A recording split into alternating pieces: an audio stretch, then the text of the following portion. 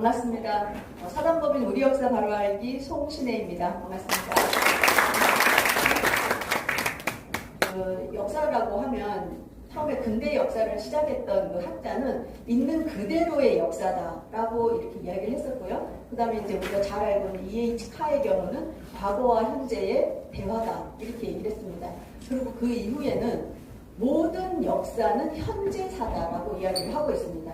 그래서 이 현재의 그 역사를 해석하는 사람들의 몫이 아주 크게 되어 있기 때문에 어떻게 그 사건을 해석을 하는가, 그리고 그 해석을 하는 그 지금의 현실, 이 현실을 반영하고 있는 것이 역사이기 때문에 역사는 지금의 우리의 삶이다 이렇게 생각을 합니다. 그래서 우리가 역사 얘기하면 피곤하다, 막 또 특히 광복절 이번에 논란이 많기 때문에 얘기하고 싶지 않다라고 하셨지만 아까 시장님이 말씀하셨듯이 꼭 우리가 해야 되는 그런 이야기가 되겠습니다.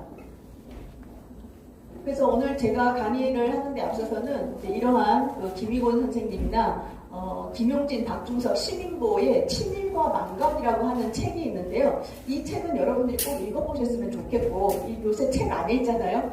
유튜브에 가시면 친일과 망각이라고 해가지고 아주 잘 정리가 되어 있는 8년 전에 그 영상이 있습니다. 그거 보시면 아니 도대체 왜 이래? 뉴라이트가 어쩜 저렇게 뻔뻔스러운 말을 할 수 있어? 라고 이야기하는데 그 뿌리가 무엇인지는 저 친일과 망각이라고 하는 유튜브나 책을 보시면 잘 알 수가 있고요.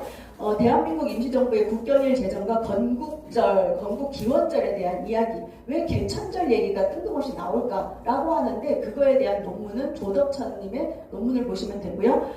가장 최근의 논문으로는 박지림의 건국절 논쟁과 고등학교 한국사 교과서의 서술 양상 고찰, 이것을 바탕으로 해서 이 자료를 준비했습니다.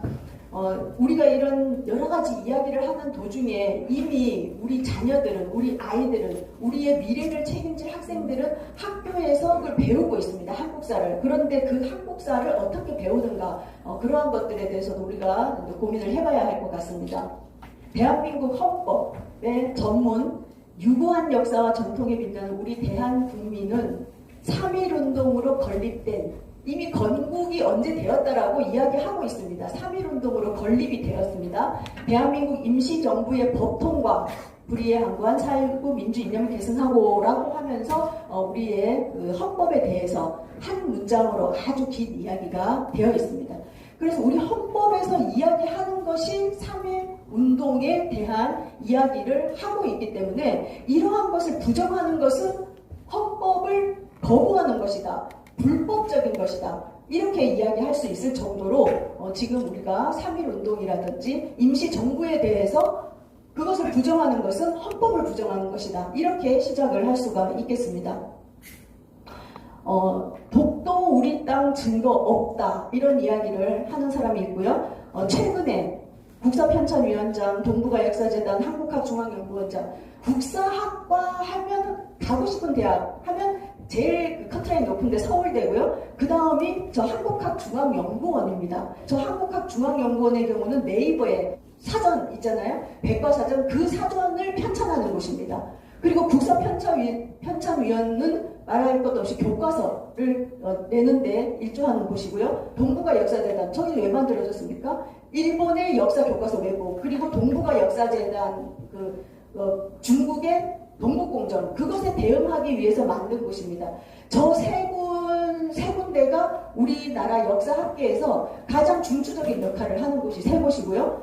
말할 것도 없이 독립기념관, 저같이 독립운동가에 대해서 발굴하고 발표하고 강의하는 저로서는 이 이상의 그 내 기관의 장이 했던 멘트, 썼던 글, 정말 소름 끼칠 수밖에 없는 그런 상황인 거죠. 도대체 이 건국절 논쟁은 언제부터 시작되었나 봤더니 그 시작은 1995년 이도형이라는 자가 만든 한국논단이라고 하는 것에서부터 시작됐습니다. 한국논단이라고 하는 그 잡지가 이제 발간이 되었어요. 근데 이 1995년은 뭐냐? 1993년부터 이제 김영삼 대통령이 되시면서 그 하나회를 척결하고 뭐 여러 가지 개혁을 이렇게 하게 되잖아요. 개혁을 하면서 5.18이라든지 4.3에 대해서 새로운 그 해석을 해야 된다라는 이제 움직임이 일기 시작했습니다. 그거에 대한 어떤 반작용이라고 해야 되나요? 그러면서 저 한국 논단에서 이제 저런 일들을 이제 하게 되는데요. 1948년 8월 15일을 건국 기념일 또는 독립 기념일로 제정하자라는 글이 실리게 됩니다. 그래서 저 이도영에 대해서도 검색을 해봤더니 이제 1933년생이고요. 2020년에 이제 돌아가셨는데, 저분은 이제 뭐 6.25도 참전을 하시고 뭐 기자로도 활동을 하시고 이제 군대 쪽에서 이제 활동을 하셨던 분이신데, 이제 저 한국 논단에서 계속 문제적인 그 발언들을 하게 됩니다. 그래서 4.3, 5.18은 다 북한의 지령을 받은 북한의 공작이다부터 시작을 해가지고 뭐 이제 이야기를 하면서 그 이도형이 타겟으로 잡은 사람이 김대중이었습니다. 김대중은 빨갱이라는 말을 하면서 계속적인 이제 글을 쓰기 시작했고요. 그렇게 시작을 했다가 이제 공론화된 것은 언제냐? 2006년 이영훈, 아까 제일 처음에 제가 사진 보여드렸던 요거죠. 반일 종족주의라고 하는 책을 내면서 이게 어제 뉴스입니다. 독도 우리 땅이라는 증거가 없다라고 이야기를 한 사람이 이영훈 서울대 교수인데요. 경제학과 교수입니다. 이 사람이 동아일보에 우리도 건국절을 만들자라는 기고를 하면서 이제 이런 뉴라이트적인 성향을 이제 드러내게 되고요. 그 다음에 또 본격화된 것은 바로 이명박 정부의 등장입니다. 그러면서 이제 김대중 대통령, 노무현 대통령 그 두 정권이 지나고 이제 이명박 정부가 들어서면서 대한민국 건국 60주년 기념사업 추진위원회를 출범을 시키게 되고 대한민국 역사박물관을 짓게 됩니다. 그래서 지금은 이제 대한민국 역사박물관이 이제 독립운동사라든지 근현대, 현대사까지 해서 다양하게 전시물이 되었지만 저 때만 해도 그 대한민국 역사박물관은 어떻게 보면 이명박 경제성장을 홍보하는 홍보관처럼 이렇게 느껴져가지고 되게 이제 반대를 학계에서 많이 했던 그런 논란이 있었던 곳입니다. 어쨌든 그렇게 본격화가 되었는데요. 이들의 그 주장이 무엇인가, 논리가 무엇인가 봤더니 첫 번째, 이 사람들이 주장하는 것은 남한 단독정부 수립만이 우리의 정통성을 가진 정부다라고 주장을 하는 것입니다. 그래서 남한 단독정부 수립이 곧 대한민국의 건국이다. 이것이 절대의 선이다라고 하는 큰 명제가 있습니다. 이 명제를 바탕으로 하면 이승만 대통령이 그 정읍 발언을 하잖아요. 그래서 역사학계에서는 정읍 발언이라는 것은 이제 정읍에 가서 연설을 하면서 남한만의 단독 선거도 하자라고 했던 그 발언입니다. 그렇기 때문에 그 이전의 독립운동가들로서는 있을 수 없는 일이다. 우리가 그 일제로부터 나라를 되찾아가지고 이제 독립을 겨우 했는데 독립을 하자마자 3,8단선으로 나눠서 미 군정, 그 다음에 소련 군정이 들어와가지고 이렇게 갈라지게 됐는데 같이 통일을 해서 정부를 수립해야지 어떻게 독립을 했는데 이렇게 남북이 갈라질 수 있느냐. 그것을 반대했는데 그 반대를 하면서 계속 통합 노력을 했었는데 그것을 저버린 발언이다라고 해서 역사학계에서는 저 이승만의 정읍 발언에 대해서 많은 비판을 하고 있었는데 저렇게 하다 보니까 남한 단독 정부 수립이 선이고 반공을 내세우다 보니까 이승만의 정읍 발언이 아주 가치 있는 것으로 올라가게 됩니다. 그러면서 이어서 미국이 1945년에 해방을 하게 해주었고 48년 정부 수립도 미국에 해주었고 그 다음에 국제 승인이라든지 유엔 승인도 미국을 통해서 했기 때문에 미국이 우리나라의 최고의 우리를 도와줬던 은혜로운 나라다라고 이렇게 이야기가 되는 겁니다. 그러면서 그때 그 당시에 그 동서냉전이 있었기 때문에 소련과 미국 하면서 반공을 이제 최고의 국시로 이렇게 삼게 되는 그러한 이제 건국절을 주장하는 것이 이제 이렇게 있게 됩니다. 그래서 이러한 이론들을 또 어떤 학계에서는 그래, 나는 인정할 수 없지만 그런 면도 있다. 그렇죠? 그리고 또 우리가 남한이 공산화되지 않은 것, 이승만 대통령의 큰 공이다. 이런 이야기를 하고 있지만 이러한 이야기를 하는 데 있어서 이후에 남한 단독 정부 수립이 바로 대한민국 건국이라고 이야기하게 되면 그 이전에 우리의 독립운동사라든지 그리고 45년부터 48년까지 있었던 그 통일의 노력들 이러한 것들이 다 부정이 되는 것입니다. 이러한 건국절 논쟁이 있습니다. 자, 그렇다면 이러한 건국절 논쟁이 있는데 이거에 대한 반박은 크게 어떤 것이 있느냐? 그 독립운동, 임시정부 정통성을 이야기하고 있습니다. 임시정부 정통성을 이야기하고 그리고 또 한 부류는 뭐냐? 이러한 임시정부 정통성 뿐만이 아니라 이렇게 건국절 논란 자체를 우리가 하지 마자. 이거를 논쟁으로 삼는 것 자체가 너무 이런 말리는 것이고 이러한 것이 불필요한 우리가 역사라고 하는 것은 왜 역사를 배우냐? 과거 이야기, 과거에 천착하는 것이 아니라 과거에 어떠한 역사를 살아왔고 어떠한 삶을 살았기 때문에 어떠한 미래를 전망해서 지금 살아야 되는가 현재에 대한 이야기인데 너무 발목 잡히는 이야기다라고 하면서 이 건국절에 대한 논란 자체를 뛰어넘자라고 하는 그 부류로 두 가지 부류로 이제 이야기를 하고 있습니다. 그래서 처음에 먼저 그러면 임시정부 정통설에 대해서는 어떻게 이야기를 하는가 한번 본다면 우리나라가 1910년 8월 29일에 대한제국이 문을 닫게 되는 거죠. 대한제국이 문을 닫았는데 이 제국이 문을 닫고 어디로 갔다? 민국으로 갔다라고 이야기를 하는 것입니다. 대한제국이 종원이 되었을 때 그때 유림을 중심으로 그 전에 조선이라든지 그게 500년 역사를 이어오면서 유교의 나라였잖아요. 그렇기 때문에 그 유림들이 많은 기득권을 가지고 있었고 지식인들이 많이 있었습니다. 그러한 유림들이 공자의 나라 500년이 이렇게 일제의 나라를 빼앗겼다. 5000년 역사에서 유일하게 국가를 빼앗겼던 것에 대한 이런 지식인들의 책임이 있어야 된다라고 하면서 순국을 하시게 됩니다. 그게 70여 명이거든요. 그렇다면 일본이 조선이 원해서 우리가 그걸 식민을 나라를 발전시켜줬다라고 하는 게 허구라는 것이 여기서 드러난다는 것입니다. 왜 지식인층이고 그런 사람들이 유림이 자결을 했겠습니까? 이것은 강압적인 것이었고 국민들이 원치 않았다는 것이죠. 그것을 이야기해 주는 것입니다. 그래서 이렇게 대한제국이 종전이 됐을 때 사람들은 어떻게 했느냐? 두 가지 큰 독립운동 계열이 있었습니다. 첫 번째는 해외로 나가서 독립군 기지를 건설해서 그 독립전쟁을 통해서 나라를 되찾아야 된다라고 해가지고 만주와 연해주 지역으로 가서 독립군 기지, 그래서 신흥무관학교라든지 이런 거를 세우면서 무장 독립투쟁을 했습니다.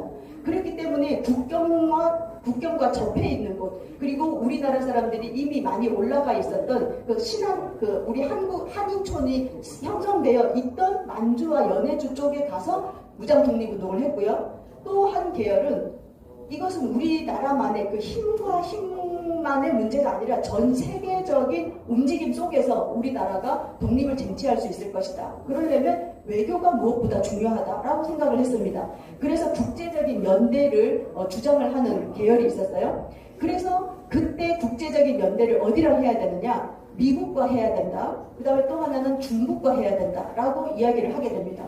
특히 중국과 왜 해야 된다라고 했느냐? 중국의 경우는 청일전쟁 때 그 전 세계에서 아시아가 특히 중국이 엄청난 파워를 가지고 있었어요. 뭐 나침반이라든지 화약이라든지 종이라든지 문명이 그 아시아가 중심이었었거든요. 그런데 이제 청나라도 그 영국이 아편전쟁을 통해 가지고 침략을 해 들어오면서 무너지게 되니까 청일전쟁이라고 일본 오랑캐라고 했던 일본한테 졌단 말이죠, 중국이. 그래서 그거에 대해서 엄청난 충격을 받으면서 반일 감정이 컸기 때문에 중국과 같이 해야 된다라는 그런 기대가 있었고요. 마찬가지로 미국도 이제 그때 강대국이었고 민주 진영이었기 때문에 기대를 많이 했었습니다. 그래서 두 가지 무장투쟁과 외교론을 하고 있었고요. 국내에서도 없지 않았습니다. 그 대신 국내에서는 일본의 그 감시가 너무 심했고 탄압이 심했기 때문에 비밀 결사 조직이 있었는데요. 대표적인 것이 박상진의 광복회가 되겠습니다. 그래서 광복회 회장은 박상진이었고요. 부회장이 우리가 잘 알고 있는 김좌진이었어요. 네, 그렇게 해가지고 이 광복회는 자금이라든지 그 다음에 독립운동을 할 수 있는 인물을 계속 이 해외로 파견을 해주는 그런 일을 하면서 독립운동을 진행을 하고 있었습니다. 그렇게 해서 우리나라가 1910년에 나라를 잃었어요. 그랬는데 중국에서 그때 무슨 일이 있었냐? 1911년에 신해혁명이 일어나게 됩니다. 이것은 엄청난 사건이었어요. 왜냐? 중국이라고 하는 그 황제의 나라, 왕의 나라, 그 동아시아의 어떤 그 전체적인 역사의 중심에 있으면서 그 제후국까지 두면서 왕이 중심인 나라였는데 이게 혁명을 통해 가지고 누가 된다? 국민이 주권을 가지는 공화정, 법이 세워지는 그런 공화정으로 넘어가는 일대 대사건이 일어나는데 그게 바로 신의 혁명이 되겠습니다. 그래서 2000년 황제의 나라가 이제 넘어가게 되는데 그것을 바라보는 우리나라 사람들의 경우는 중국, 우리가 이 대부분의 그 독립운동가들이 다 한학자였거든요. 한학자, 그 다음에 또 신교육을 받아들였지만 이렇기 때문에 중국의 저 변화가 너무나도 놀라운 것이었습니다. 그러다 보니까 중국으로 많은 독립운동가들이 가게 돼요. 그때 제일 먼저 갔던 분이 누구냐? 여기 사진에 나오는 예관 신규식 선생이 되겠습니다. 왜 선글라스 그러는데 저분이 1905년, 1910년 나라를 잃었을 때 자결하시려고 그 독약을 자결하시려고 드셨어요. 그랬는데 주변에서 이제 다시 해독제를 이렇게 주고 살려가지고 했는데 그 사이에 이 시신경이 이제 손상이 돼가지고 앞을 못 보시게 됐습니다. 한쪽 눈을. 그러면서 오히려 잘 됐다. 흘겨볼게. 나는 내 나라를 똑바로 볼 수가 없다. 흘겨보는 사람으로 나는 살겠다라고 해서 예관이라는 호를 붙이셨거든요. 이분이 그 한학을 다 하셨기 때문에 그때 중국의 혁명가들, 중국의 지도자들과 필담을 나누면서 뭐 맹자, 노너 이런 이야기 하시면서 같이 혁명을 계획을 하셨던 참여를 하셨던 분이시거든요. 그래서 저분이 이제 나중에 그 1년 후인 1912년에 드디어 신의 혁명이 승리를 하면서 중화민국이 설립이 되게 됩니다. 그랬을 때 대총독이었던 사람이 손문이죠. 순원인 대총통을 만나서 같이 이야기를 하면서 한 대한민국을 구상을 하게 되는데요. 보시면 중국, 그러니까 지금의 중국이 아니라 지금 어떻게 대만이죠. 대만. 국호가 중화민국이었어요. 저때 중화민국. 그 다음 한국은 대한민국. 그리고 연호를 썼습니다. 연호는 그 이전에 우리는 중국의 연호를 썼다가 나중에 황제로 돼서 뭐 융희 이렇게 쓰게 됐는데 연호도 대한민국으로 쓰고요. 정책은 둘 다 민주공화제. 정부 조직도 정부. 우리는 임시정부, 의회, 국회. 나중에 국토를 회복하면 국회라고 한다라고 하고 지금은 임시의정원이라고 이름을 붙였고요. 법률, 통수권자 이렇게 되어 있습니다. 이러한 것이 나중에 해방이 된 다음에 1919년에 임시정부에서 했던 것을 1948년 8월 15일 정부가 다시 수립이 되면서 그대로 국가의 이름 대한민국, 연호도 그대로 대한민국, 국기, 상징도 태극기 그대로, 정부, 국회, 헌법, 대통령이라고 하는 그 통수권자도 그대로 그 법통을 이어왔다는 것을 확인할 수가 있습니다. 그래서 이 김익원 교수님은 이렇게 1919년에 임시정부를 그대로 1948년이 그 법통을 이어받았다라고 이제 이야기하고 계시는 것입니다.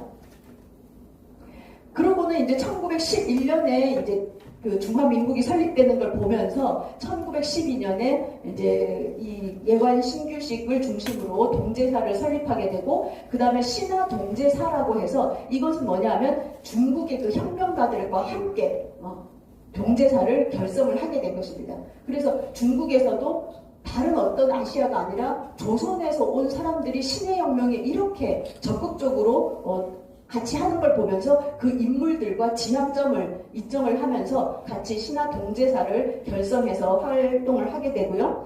그 이후에 1917년에 대동단결 선언을 발표하게 됩니다. 여기 이 대동단결 선언이 어떻게 보면 1919년 기미독립선언서보다 더 의미가 있다고 저희는 여기는 게 뭐냐면 여기서 국민주권론을 공포하고 여기에 이미 정부 수립론을 이야기합니다. 그러니까 1919년 3.1혁명 이후에 임시정부가 수립된 건 맞지만 그 이전인 1917년부터 이미 정부 수립을 이야기하고 국민 주권을 이야기했다는 것입니다. 그것이 대동단결 선언인데 이것을 초안을 작성한 사람은 바로 조소암 선생이 되겠습니다. 그래서 신규식, 조소암, 신서구 이분은 대한민국이라는 이름, 국호를 정한 사람이 신서구 이분이 되겠습니다. 그래서 고려 공동체로 하자, 조선이라고 이름을 붙이자, 여러 이름이 있었어요. 그 중에 대한제국, 대한으로 망했으니 대한으로 흥합시다 라고 해서 제국을 끝내고 민국으로 합시다 라고 이야기하셔서 우리나라의 국호, 대한민국을 만드신 분이 누구다? 신서구 선생님이 되겠습니다. 그래서 이러한 분들이 이야기를 하셨고요. 신규식, 박은식, 이 동제사의 주 요인들 우리가 다 아는 그런 유명한 분들이 되겠습니다. 그래서 이런 분들이시고요. 여기 보시면 이제 특이한 게 대종교, 종교가 대종교, 기독교, 대종교, 기독교 이렇게 되어 있어요. 대종교는 뭐지? 좀 이따가 우리가 알아보도록 하겠습니다. 이게 바로 대동단결 선언이 되겠습니다. 이 대동단결 선언에 보시면 여기도 이제 단군 기원이 나와 있죠. 단제 기원이라고 해서 4250년 해서 이렇게 나와 있습니다. 이 내용이 뭐냐 하면 첫 번째 1910년 8월 29일 국치일이죠. 이날은 융희 황제가 순종입니다. 융희 황제가 주권을 포기하는 순간 그 주권은 우리 국민과 동지들이 돌려받은 것이다. 저는 이 독립운동가를 보면요. 진짜 그 멘탈이 너무 부러워요. 지금 나라 잃고 남의 나라에 와가지고 눈치 보면서 도망다니는 그 험난한 속에서 뭐라고 얘기하셔요? 나라를 잃은 것이 아니고 그 주권을 우리 국민들이 가지고 온 날이다. 이렇게 선언을 해버리고 이 완전히 긍정도 이런 긍정이 없죠. 네, 동지들이 돌려받은 것이다 라고 이야기를 합니다. 그러면서 이제 제가 요새 보니까 요즘 이때도 이런 사람들이 있었나 봐요. 요즘 국내를 살펴보면 병술국치 이후로 마귀가 제멋대로 사납게 공격하여 국민들한테 작은 힘도 남아있지 못하고 반쪽은 일본인이고 반쪽은 한국인 같은 괴물이 날로 늘어나고 이런 이야기를 하고 있습니다. 그래서 저런 자들이 2천만 호흡기관을 파괴하며 3천년 역사를 이어온 큰 핏줄을 끊어낸다. 이때 친일파, 매국노들에 대한 일가를 여기 하고 계십니다. 그래서 어쨌든 이 대동단결 선언의 의미가 바로 주권을 우리가 빼앗긴 것이 아니라 우리 국민에게, 황제에게 있던 주권이 우리 국민, 민에게 왔다라고 이야기를 하시면서 선언을 하셨습니다. 그런데 이러한 그 대동단결 선언이 1900년대에 나온 게 아니라 1909년에 여러분 석주 이상용 선생하면 뭐가 생각나세요? 임청각, 안동에 가면 99칸짜리 임청각이 있는데 그 일제가 기찻길로 그 집에 맥을 끊는다고 해서 기찻길을 일부러 휘어지게 놓았던 그 집입니다. 석주 이상용 선생 유림이에요. 대표적인 안동의 지금도 안동 얼마나 보수해요. 그 보수의 대표적인 분이에요. 이 이상용 선생이 쓰신 석주유고라고 하는 책에 보면 그 아들이 정리를 했는데 석주유고에 보면 이상용 선생이 이 지식, 이 욕구가 아주 많았나 봐요. 한학자셨지만 칸트 선생은 뭐라고 이야기했다. 데카르트 선생은 무엇을 이야기했다. 플라톤 선생은 이런 이야기를 했다. 이런 이야기들이 다 써 있습니다. 그게 2권의 책으로 이제 제가 이제 읽어보게 된 건데요. 거기에 보면 뭐라고 되어 있냐. 대한협회 안동지에 취지서를 쓰셨는데 그 취지서에 근대 자주국가를 이룩하려면 우리가 지금 유럽을 보니까 1차 대전 이런 전쟁을 벌여가지고 지금 이렇게 유럽이 막 엄청 크고 우리가 그렇게 무시하던 일본이 우리나라를 잡아먹는 이게 어떻게 이루어졌는가 그거를 찬찬히 보아하니 근대 자주국가가 돼야 된다. 근대 자주국가가 되려면 자격과 정신을 갖춘 국민이 필요하다. 이렇게 얘기했어요. 왕이 어때야 된다 이런 얘기를 안 하고 국민이 필요하다. 그런데 이것은 입헌국가 수립을 위해서는 헌법이라는 것이 서양에는 다 있고 법률로서 나라가 다스려지더라. 우리가 이게 필요하다. 그런데 이런 정신을 갖춘 국민은 어떻게 되느냐? 자치활동과 토론을 통해서 민주주의 훈련을 해야 된다라고 1909년에 석주 이상용 선생이 도포자라 휘날리면서 하는 그런 양반 어른이 이런 말씀을 하셨다는 겁니다. 이때부터 이러한 근대 자주국가를 구성을 하셨고요. 1909년에는 미주 동포의 경우 신안민보에서 임시정부 수립론을 이야기하고 있습니다. 그러니까 1919년에 임시정부가 수립되었지만 그 이전에 대동단결선언, 그 이전에 미주동포라든지 혁신 유림들 속에서는 이러한 사상의 전환이라든지 그러한 안을 꾀하고 있었다는 것을 우리가 확인할 수가 있습니다. 그러다가 이제 1918년에 신한청년당을 이제 조직을 하게 됩니다. 그래서 아까 예관 신규식 선생의 지도로 몽양 여운현 선생이 앞장서서 신한청년단을 조직을 하게 되는데요. 이때는 뭐냐? 1918년 세계 제1차 대전이 종전이 되던 해입니다. 종전이 되면서 그때 유럽에서 승전국들이 패전국 독일이라든지 터키라든지 오스트리아 이러한 나라들이 가지고 있던 그 패전국의 식민지들을 우리 승전국들이 어떻게 나누어 가질까라고 하다 보니까 좋은 안이 나오게 된 거죠. 민족 차별주의. 민족은 다 자기들의 자기들만의 운영을 할 수 있게 독립을 시켜줘야 된다. 이 이야기를 미국의 윌슨 대통령이 주장을 하게 되는 거죠. 근데 우리가 그때 몽양 여운현 선생의 경우는 이제 영어도 할 줄 알고 세계적인 그런 지식들을 이제 얻고 있었는데 우리는 승전국 일본의 식민지였기 때문에 여기에 해당이 사실은 되지 않는 것이었어요. 그래도 여기에 우리가 대표를 보내자라고 해서 영어, 프랑스어를 할 줄 아는 김규식 선생을 급하게 다른 사람의 표를 얻어가지고 비밀리에 파리로 보내게 되는 겁니다. 파리 강화회의에 보내면서 파리에서 그 승전국 일본의 식민지의 대표 알지도 못하는 김규식이 와가지고 뭐라고 한다고 들여보내주지도 않을 것이다. 그럼 어떻게 되느냐? 조선 사람들이 독립을 원한다는 것을 보여줘야 된다. 그러면 우리 다 지금 만세라도 외치자 라고 하면서 급하게 만주와 국내와 일본으로 이 신한혁명당, 청년당 임원들이 급하게 파견이 됩니다. 그래서 만주에는 이런 분들이 가시고 국내에도 가시고 일본에 장덕수 이런 사람들이 가서 이러한 파리 강화회의에 대한 이야기를 해주게 되는 거죠. 어쨌든 이렇게 해가지고 이 전국으로 가게 되면서 28 독립선언이 일본에서 일어나게 되고요. 그 다음에 무오 독립선언서입니다. 이거는 무오 독립선언서, 기미 독립선언서보다 좀 더 일찍 나왔다라고 하는데 만주 지역에서 무장투쟁을 하던 분들의 그 독립선언서가 나오게 되는 거죠.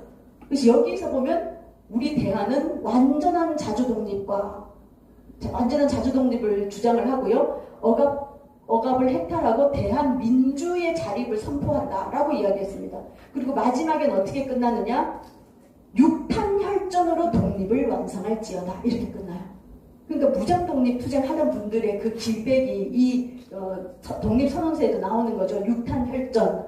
싸워서 전쟁을 해서 이겨야 된다라고 주장을 하시게 되는 겁니다. 그리고 이것은 이제 기미 독립선언서 우리가 많이 알고 있는 거죠. 우리 학교 다닐 때 많이 외웠어요, 그렇죠? 5등은 자의 5등은 자의 조선의 독립국임과 조선인의 자주민임을 선언하노라라고 이제 시작을 하게 되는 거죠. 그래서 이거 이제 처음에 최남선이 처음에 이제 쓰게 되어가지고 나중에 이렇게 말랑말랑한 독립선언서가 어딨냐 막 이렇게 일가를 하셨던 그런 한용우 선생님이 계셔가지고 나중에 공약 3장을 이제 붙이게 되는데요. 어쨌든 이렇게 독립선언을 하면서 3.1 만세 운동이 전국으로 이제 퍼지게 되는 거죠. 그래서 경기도, 여기 경기도죠. 경기도 최고입니다. 66만. 그리고 황해도, 평안도가 아주 그때도 많았어요. 51만. 그리고 함경, 강원, 충청, 전라 29만, 경상 15만. 이건 이제 박은식의 한국 독립운동 지열사에 자세히 나와 있는 자료가 되겠습니다. 그래서 전국에서 들고 일어났다. 전국에서. 그리고 워싱턴 타임즈에서는 1922년 보면은 여기 보면 1980 women 이렇게 나와 있죠. 98명의 여자를 학살했다. 일본이 한국을 총검으로 노예식 지배하고 있다라고 하는 기사가 이렇게 사진과 함께 날 정도로 전 세계에 그 조선, 알지도 못하는 그 조선에서 이런 독립운동이 일어나고 있고 그것을 이렇게 학살을 한대라는 게 전 세계로 알려지게 되는 계기가 되는 것입니다. 그래서 3.1운동, 이제 3.1운동이라고 하면 엄청 혼내는 교수님들 계세요. 무슨 운동이냐? 혁명이지. 막 이렇게 이야기를 하시는데요. 3.1 혁명의 의의라고 한다면 첫 번째 한국사에서 가장 많은 국민의 집단 항쟁이다. 그래서 이제 이런 거에 대해서 이제 이야기를 하시고요. 그래서 이순신보다 더 무서워했을 것이다. 이런 이야기를 할 정도로. 아니 어떻게 그 무기를 가지지 않은 그런 일반 백성들이 총칼을 가지고 있는 제국주의에 대항한다? 이건 있을 수 없는 전 세계에서 그런 일인 거죠. 그 다음에 두 번째로는 황제와 지배층이 아닌 지식인층이 아닌 민중의 힘을 보여준 혁명이다. 그래서 역사적인 주인의식의 변화가 일어나게 됩니다. 그래서 수원에서는 기생들도 만세운동을 했다 그러잖아요. 그럴 정도로 전 국민이 전 계층에서 일어났다. 그리고 세 번째로는 일제의 홍보 조작. 일제는 조선이 원해서 우리가 도와주고 있는 것이다 라고 했는데 그것이 아닌 것을 세계에 알리게 되면서 워싱턴 포스트 이런 데도 글이 나오게 되는 거죠. 그리고 네 번째로는 이러한 많은 국민이 집단적으로 전 국민이 일어났기 때문에 친일 부일배가 민족의 반역이다. 그리고 독립운동이 도덕성과 정통성을 가진다는 것을 보여준 그런 사건이 바로 3.1 운동이 되겠습니다. 그래서 어마어마한 의미가 있는 것이고요.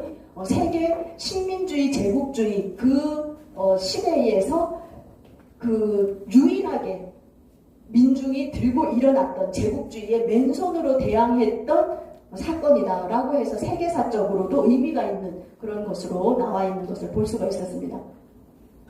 그래서 대한민국 임시정부는 원래는 임시정부가 산발적으로 많이 있었어요. 많이 있었는데 대표적으로 형식을 갖춘 것은 제일 처음에는 블라디보스톡입니다. 연해주 지역의 대한국민의회라고 하는 곳인데요. 여기가 이제 안중근 의사도 활동하셨고 많은 의병들이 가서 독립운동 했던 곳이고요. 최재형 선생이라든지 그런 분들이 활동하셨던 그런 블라디보스톡입니다. 여기서는 무장 독립을 항상 주장을 했고요. 손병희 선생도 여기에 계셨었고요.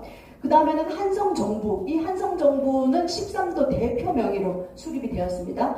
그런데 그 한성정부의 경우는 여기 우리나라 국토 안에 있기 때문에 일본의 방해로 여기에 있을 수가 없고 그래서 어디가 제일 좋으냐? 바로 상해. 상해는 전 세계의 그 항구들이 많이 항구가 잘 이루어져 있기 때문에 외국이 많이들 들어오는 곳이고 여기에 조계지가 많이 형성되어 있기 때문에 독립운동 하기도 좋고 해외의 그런 소식도 빨리 올 수 있는 곳이 상해다라고 해서 이곳에 대한민국 임시정부를 세우게 됩니다. 그래서 1919년 9월에 한성정부의 법통을 계승하고 대한국민의회 조직을 흡수해서 상해에서 임시정부를 수립한다라고 되어 있습니다.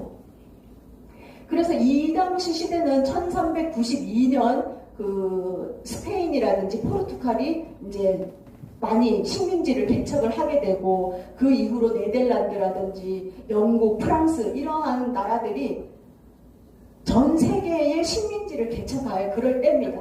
그런 시대에 많은 그 아시아와 아프리카, 남미의 나라들은 두 가지 과제가 있었어요. 첫 번째는 국내로는 반봉건적인 근대화 운동, 이제 근대로 넘어가는 시대였기 때문에요. 그 다음에 두 번째는 이러한 식민지, 민족 해방 운동, 제국주의로부터 민족 해방 운동 두 가지를 동시에 해결해야 되는 그런 어려움들이 있었습니다. 우리나라도 마찬가지고요. 그랬을 때 이 많은 식민지들이거든요. 영국, 프랑스, 스페인 이런 나라들이 쭉 전 세계를 이렇게 많이 식민지로 삼고 있었고 우리나라도 마찬가지로 일본의 식민 지배를 받고 있는 36년이었습니다. 그랬을 때 우리 대한민국 임시정부는 이때 민족운동이 1894년 동학으로부터 우리가 생각을 하거든요. 1894년 동학에서 이제 그 평등을 이야기하고 노예제 해방 이런 것도 많이 이야기를 했기 때문에 동학혁명에서 시작되어서 1945년 그 독립운동까지 이어지는 그러한 다양한 민족운동들을 하나로 통합을 했다라는 그런 의미가 있고요. 그 다음에 최초의 민주공화정부를 수립했다. 그리고 세 번째로 세계 식민지 해방운동사에서 정부 조직을 가지고 1, 2년이 아닌 27년간 독립운동을 한 유일무이한 사례다. 아시아에서. 그랬기 때문에 이러한 독립운동을 했기 때문에 1943년에 카이로 선언이 있을 때 미국, 영국, 그 다음에 중국의 그 대만의 지도자들이 모였을 때 그 첨부에서 우리나라 대한민국의 독립을 적절한 시기에 보장한다라는 이야기를 했던 한국만 그 이야기가 들어갔어요. 왜?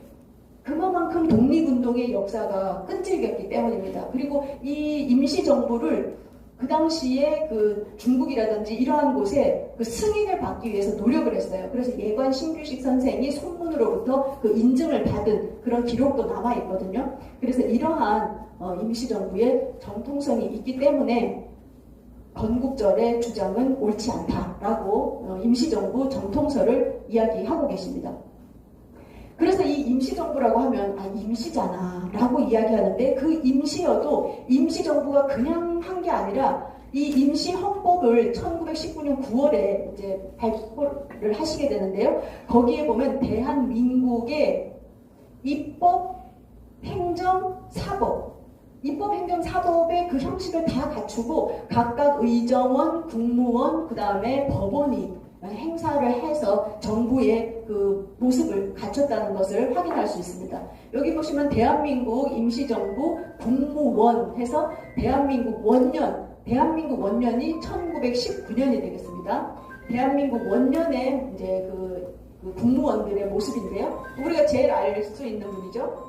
도산 안창호 선생이고요. 그 다음에 이분이 되게 잘생겼죠. 미남이시죠. 이분이 신익희 선생 젊은 시절의 모습입니다. 그래서 윤현진 선생도 임시정부에서 아주 유명한 많은 활동을 하셨던 그런 분들이시고요. 이런 분들이시고 그 다음에 이것은 대한민국 3년 대한민국 3년이면 1919년, 20년, 21년이죠. 1921년 1월 1일에 임시정부 축하연을 하는 그런 사진이 되겠습니다.